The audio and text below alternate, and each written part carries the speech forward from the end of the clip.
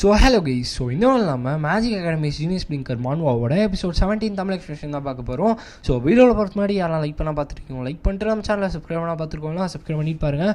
So okay guys, ஒரு அவசரமாக ஸ்ட்ரைட்டாக வீடியோக்குள்ள வந்து போயிடலாம். ஸோ இப்போ நம்ம ஃப்ளேம் வந்து நோட் பண்ணுறாங்க ஏதோ தப்பாக இருக்குன்ற மாதிரி சொல்லிட்டு. ஏன்னா பேக் யூஸ்யூல்னால அந்த குவாலிட்டி போர்ஷனை ஐசல் ரெடி பண்ணாமல் எப்படி அவனால் வந்து ரெடி பண்ண முடிஞ்சுச்சு ஸோ அப்படின்னு மாதிரி சொல்லிட்டு ஒரு டவுட் வந்து இருக்கும். இன்னொரு பக்கம் வந்து அந்த மெய்சர் வந்து திட்டிகிட்டு இருக்காங்க, உன்னோட ஆட்டிடியூடே ஒரு மெஸ் தான், உன்ன மாதிரி காமனர்ஸ்லாம் எதுக்கு தான் வந்து சேர்த்தாங்களோ அப்படின்னு சொல்லிட்டு ஒரு ப்ரொஃபஸர் எந்த மாதிரிலாம் பேசக்கூடாதோ அந்த மாதிரிலாம் கேவலமாக இருந்தீங்கன்னா அவங்க வந்து பேசிகிட்டு இருப்பாங்க. ஸோ ஆக்சுவலாக இந்த இடத்துல ஒரிஜினலான லைன் என்னென்னா, மெய்சர் வந்து ஐசல் கிட்ட வந்துட்டு உன்னோட ஃபேமிலி இதனால தான் வந்து போச்சு அப்படின்னு அவன் சொல்லியிருப்பாங்க. இந்த வேர்ட்ஸ் வந்து பார்த்தீங்கன்னா ஐசலாக பயங்கரமாக ட்ராமடைஸ் பண்ணியிருக்கோம் அவளோட ஃபேமிலி லாஸ் பண்ணதுனால. ஸோ அதனாலேயே வந்து அவள் கடைசி வரைக்குமே ரொம்பவுமே கஷ்டத்துலேயே வந்திருப்பா. மேபி பேக் யூஸ்யூலுக்கு இந்த விஷயம்லாம் முன்னாடியே தெரிஞ்சு ஐசல் வந்து காப்பாற்றணுன்றதுக்காக மெய்சனோட பேட் சைடுக்கு இவன் வந்து போயிருக்கானா அப்படின்னு நான் சொல்லிட்டு அவங்க வந்து யோசிக்கிறாங்க. ஏன்னா இந்த ப்ரொஃபஸர் மெய்சனுக்கு வந்து பார்த்தீங்கன்னா ஸ்டெல்லால் பயங்கரமான ஒரு இன்ஃப்ளூயன்ஸ் வந்துருக்கு. ஸோ நீங்கள் வந்து தவறி கூட அவளோட பேட் சைடில் மாட்டிக்கிட்டிங்கன்னா உங்களால் வந்து பார்த்தீங்கன்னா உங்களோட கிரேட்ஸில் நிறைய தப்பான மார்க்ஸ் வந்து பார்க்க முடியும்னு சொல்லிட்டு சொல்கிறாங்க. இவன் ஏன் வந்து அந்த பொண்ணுக்காக இவ்வளோ விஷயத்தில் வந்து இறங்குறான்ற மாதிரி சொல்லிட்டு அவங்க வந்து யோசிக்கிறாங்க.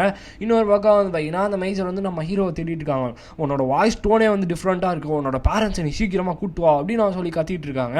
ஐயோ, நான் அல்கெமியில் ஃபுல்லாக ஃபோக்கஸ் பண்ணதில் இவளுக்கு என்ன பண்ணியிருக்காங்க கூட நான் வந்து பார்க்கல, சாரி எனக்கு வந்து பேரண்ட்ஸ் இல்லை அப்படின்னு அவன் சொல்லிட்டு அவன் ஹீரோ வந்து சொல்கிறான். ஸோ இந்த மாதிரியே நீ பண்ணிட்டு இருந்தனா உன்னால் எதுவுமே வந்து பண்ண முடியாது அப்படின்னு அவன் சொல்லி வந்து போயிட்டு அவங்க வந்து திருப்பி கத்துறாங்க.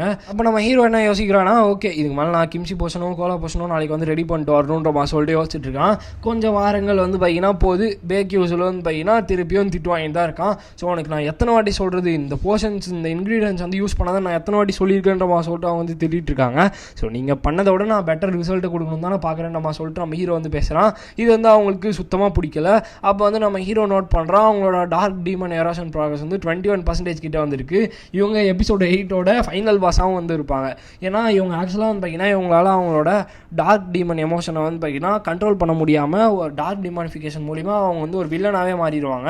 ஸோ அவங்களோட எரோஷன் ப்ராக்ரஸ் வந்து 90% ரீச் பண்ணோன்னே அவங்க வந்து கம்ப்ளீட்டான டார்க் டிமானிக் ஹியூமனாக மாறிடுவாங்க.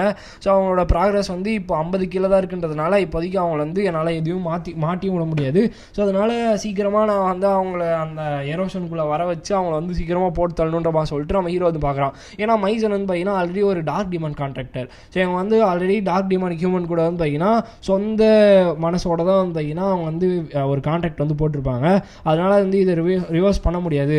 இப்போதைக்கு 4th எபிசோட் வந்து இன்னும் ஸ்டார்ட் ஆகலாம், பட் அவன் வந்து இன்னுமே ஸ்ட்ராங்கான ஒரு பாஸ் தான், நான் சீக்கிரமாக வந்து இதெல்லாம் வந்து கண்டுபிடிச்சி முடிக்கணும் அப்படின்னு அவன் சொல்லிட்டு அவன் ஹீரோ வந்து யோசிச்சுட்டு இருக்கான். உன்னோட ஆட்டிடியூட் எப்பயும் போல தான் இருக்குது, என்கிட்ட இருந்து நல்ல மார்க்ஸ் வந்து நீ எக்ஸ்பெக்ட் பண்ணவே பண்ணாதுன்ற மாதிரி சொல்லிட்டு அவங்க வந்து சொல்கிறாங்க.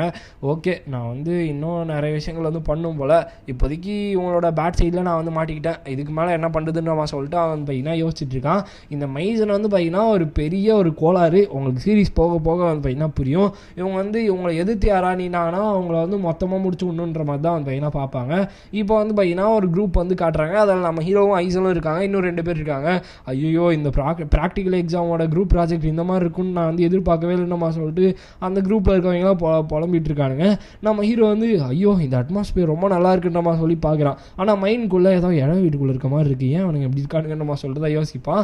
ஸோ அப்போ அவங்க எல்லாரும் மீட் பண்ணதெல்லாம் ரொம்பவே சந்தோஷம், என்னோட பேர் பேக் யூஸ்ஃபுல் நம்ம சொல்லிட்டு நம்ம ஹீரோ வந்து சொல்லும் போது நான் வந்து காசோஹூன் அப்படின்னு அவன் சொல்கிறத சொல்கிறான். இன்னொருத்த வந்து மால்டிவான்னு நம்ம சொல்கிறான். இன்னொருத்தி அதாவது நம்மளே ஐசல் மால்ஃபுன் நம்ம சொல்கிறாங்க. நம்மளோட குரூப்பே வந்து ஸ்க்ரூ ஆகிடுச்சு, ப்ரொஃபஸர் மைசனுக்கு ஆல்ரெடி நல்ல அவங்களுக்கு பிடிக்காத ஸ்டூடெண்ட்ஸ்க்கு நல்ல மார்க்கே வந்து கொடுக்க மாட்டாங்க, எனக்கு ரொம்பவுமே கஷ்டமாக இருக்குன்ற மாதிரி சொல்லிட்டு அவனுங்களாம் ஃபீல் பண்ணும்போது நீங்கள் வந்து ஏன் இப்படி வந்து விட்டு கொடுக்குறீங்க, இந்த மாதிரிலாம் நம்ம வந்து விட்டே கொடுக்கக்கூடாது. ஸோ இந்த ப்ராக்டிக்கல் எக்ஸாமோட ஃபைனல் மார்க்ஸ் அவங்க மட்டும் டிசைட் பண்ண போகிறதில்ல, கிட்டத்தட்ட 3 ஸ்டாஃப்ஸ் வந்து டிசைட் பண்ணுவாங்க.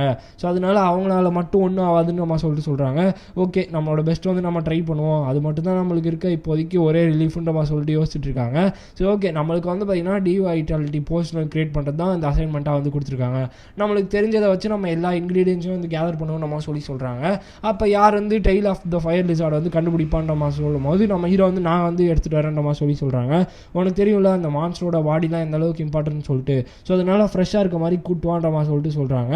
இப்போ வந்து நம்ம ஹீரோவுமே சரி ஓகேன்ற மாதிரி சொல்கிறான். இன்னொரு பக்கம் வந்து பார்த்தீங்கன்னா இந்த அல்கெமி ஸ்டூடெண்ட்ஸ்க்குலாம் இந்த லெட்டர் வந்து கொடுத்துட்டு ஒரே ஒரு குரூப் மட்டும் விட்டுரு, குரூப் 12 மட்டும் விட்டுரு, மீதி எல்லாருக்கும் இந்த லெட்டர் வந்து கொடுத்துருணுமா சொல்லிட்டு மெய்சன் வந்து ஒருத்தங்கிட்ட வந்து பார்த்தீங்கன்னா பேசிகிட்டு இருக்காங்க. ஸோ இவங்க வந்து யாருன்னா இந்த அல்கெமி ப்ராக்டிகல் எக்ஸாம் வந்து பார்த்தீங்கன்னா மொத்தம் அந்த 3 ஸ்டாஃப்னால வந்து பார்த்தீங்கன்னா முடியும். வந்து ஒன்றும் பெருசாலாம் இல்லை, நான் சின்னதாக உங்களுக்கு சிம்பிளாக எக்ஸ்பிளைன் பண்ணுறேன். ஸோ எல்லாருக்கும் வந்து பார்த்தீங்கன்னா ஒரு ரெசிபி வந்து கொடுத்துருப்பாங்க இல்லையா, ஆக்சுவலான ரெசிபி அது கிடையாது. இப்போ இவங்க ஒரு லெட்டரில் கொடுத்து அனுப்புகிறாங்க பாருங்கள், அதுதான் வந்து பார்த்தீங்கன்னா ஒரிஜினல் ரெசிபியே. ஸோ அது தெரியாமல் இவங்க வந்து தப்பான இன்க்ரீடியன்ஸ் வந்து கேதர் பண்ணாங்கன்னா இந்த அளவுக்கு கேர்ஃபுல்லாக ஒரு அல்கெமிஸ்ட் வந்து இருக்கக்கூடாது அப்படின்னு நான் சொல்லிட்டு இவங்க எல்லாரையும் குரூப்பாக பிளாக் பண்ணி விட்டுலான்றது தான் இவங்களோட பிளானு. இப்போ ஒருத்தர் வந்து பார்த்தீங்கன்னா நம்ம ஃபிலிம் கிட்ட வந்து பார்த்தீங்கன்னா கொடுக்குறாங்க, அல்கெமி அனௌன்ஸ்மெண்ட் வந்து கொடுத்துருக்காங்க அப்படின்னு நான் சொல்லிட்டு அவன் வந்து கொடுக்குறான். ஸோ இதை வந்து நீங்கள் யார்கிட்டயும் சொல்லக்கூடாதுன்னு சொல்லிட்டு அவங்க வந்து சொன்னாங்க. அவங்களுக்கு நான் சொல்கிறது புரியும்னு நினைக்கிறேன் நம்ம சொல்லி சொல்கிறாங்க.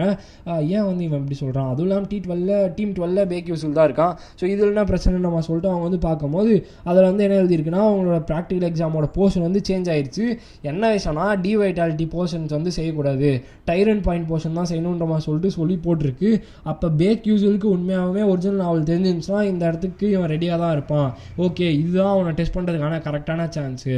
ஸோ அவன் வந்து டெய்ல் ஆஃப் த ஃபயர் லிசார்டை வந்து ப்ரிப்பேர் பண்ணாமல் அவன் வந்து இட்டாலிக் ஸ்பைடர் ஷெல்ஸை வந்து தேடி கண்டுபிடிச்சான்னா அப்போ அவனுக்கு வந்து நிறைய விஷயங்கள் தெரிஞ்சிருக்குன்னு அர்த்தம். இதை யூஸ் பண்ணி அவனை வந்து நம்ம ஈஸியாக வந்து கண்டுபிடிச்சிடணும் நம்ம சொல்லிட்டு அவங்க வந்து பார்த்தீங்கன்னா யோசிக்கிறாங்க. ஸோ ஒன்றும் இல்லை, நான் சிம்பிளாக சொல்கிறேன். இப்போ அந்த இட்டாலிக் ஸ்பைடர்னு சொன்னாங்களா, இப்போ நம்ம ஹீரோ வந்து தேடி போயிருக்கிறது இந்த ஃபயர் லிசார்டோட டெய்லு. ஸோ அதை யூஸ் பண்ணி வந்து பார்த்தீங்கன்னா டிவைட்டாலிட்டி போர்ஷனை தான் க்ரியேட் பண்ண முடியும். பட் இப்போ வந்து போர்ஷன் மாற்றினதுனால டைரன் போர்ஷனை க்ரியேட் பண்ணோன்னா அவங்களுக்கு அந்த இட்டாலிக் ஸ்பைடரோட அந்த இது வந்து தேவைப்படும், ஸ்பிங்ஸ் அந்த இது வந்து தேவைப்படும்.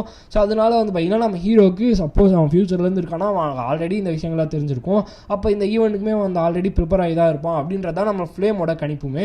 ஸோ அதுவும் இல்லாமல் இந்த மெய்சன் வந்து பார்த்தீங்கன்னா எந்த அளவுக்கு கேவலமாக இறங்குறாங்கன்றது இந்த எபிசோட்லேயே நம்மளுக்கு வந்து காமிச்சிருப்பாங்க. நம்ம ஹீரோட டீம் 12 தவிர இது எல்லாருக்கும் இந்த இன்ஃபர்மேஷன் வந்து ஷேர் பண்ண சொல்லியிருப்பாங்க. ஏன்னா நம்ம ஹீரோவோட டீம் வந்து பார்த்தீங்கன்னா இப்போ தப்பான இதை வந்து இன்க்ரீடியன்ஸ் வந்து எடுத்துகிட்டு வந்து நின்ட்டாங்கன்னா நீ வந்து இதுக்கு முன்னாடியே இந்த அளவுக்கு கேர்லெஸ்ஸாக வந்து இருக்க, இந்த மாதிரி கேர்லெஸ்ஸாக ஒரு அல்கெமி வந்து எப்பயுமே இருக்கக்கூடாது அப்படின்னு அவன் சொல்லிட்டு அவங்க அல்கெமியாக ஆகாமல் தடுக்கிறதுக்காக வந்து பார்த்தீங்கன்னா இந்த ஒரு பாத்தை வந்து அவங்க யோசிச்சு வச்சுருப்பாங்க. ஃப்ளேமுக்கு வந்து பார்த்தீங்கன்னா இதுதான் கரெக்டான சான்ஸ். ஸோ இதை யூஸ் பண்ணி வந்து பார்த்தீங்கன்னா அவனை வந்து பயங்கரமாக நம்ம வந்து டெஸ்ட் பண்ணிக்கலாம் அப்படின்னு நான் சொல்லிட்டு யோசிக்கிறாங்க. ஸோ இதில் மெய்சனோட அந்த ப்ராக்ரஸ் வந்து பார்த்தீங்கன்னா 21% இருக்குது. அவங்க 50க்கு மேலே போனதுக்கப்புறம் தான் கொஞ்சம் கொஞ்சமாக பயங்கர ஈவில் வந்து மாற ஆரம்பிப்பாங்க. ஸோ நம்ம ஹீரோவுமே அதுக்காக தான் வெயிட் பண்ணிகிட்டு இருக்கான். ஸோ அவ்வளோதான் இந்த வீடியோ நம்ம இந்த இடத்துல என் பண்ணிக்கலாம். இந்த வீடியோ உங்களுக்கு பிடிச்சிருக்கும்னு நினைக்கிறேன். ஸோ இது வரைக்கும் நம்ம பார்த்த எபிசோட்லேயே இது ஒரு மாதிரி காமெடியாகவும் இருக்கும், நிறைய இடத்துல நம்ம ஹீரோட ஆட்டிடியூட் எப்படின்றதையும் காமிச்சிருப்பாங்க. நீ என்னன்னா யோசிச்சுக்கோ, எனக்கு என்ன தோணுதோ நான் அதை தான் பண்ணுவேன்றதான் நம்ம ஹீரோட ஆட்டிடியூட்மே. ஸோ அதுக்காக தான் நம்ம ஹீரோவுமே வந்து பார்த்தீங்கன்னா இந்த அளவுக்கு மெய்சனுக்கு வந்து முட்டு கொடுத்துட்டு இருப்பான். ஸோ அதுவும் இல்லாமல் நம்ம ஹீரோக்கு மெய்சனை பற்றி ஆல்ரெடி தெரியும் இல்லையா, எபிசோட 8ஓட ஃபைனல் பாஸாகவும் வந்து பார்த்தீங்கன்னா சொல்லியிருக்கான். ஸோ நம்மளுக்கு போக போக எபிசோடு இன்னுமே பயங்கரமாக இருக்கும். ஸோ அதனால் வெயிட் பண்ணி வந்து பார்த்தீங்கன்னா பாருங்கள். ஸோ ஓகே, ஸோ இந்த வீடியோ உங்களுக்கு பிடிச்சிருக்கும்னு நினைக்கிறேன். ஸோ பிடிச்சிருந்துச்சுன்னா லைக் பண்ணிட்டு நம்ம சேனலை வந்து சப்ஸ்கிரைப் பண்ணிக்கோங்க. ஸோ நெக்ஸ்ட் உங்களை மீட் பண்ணுறேன். So bye.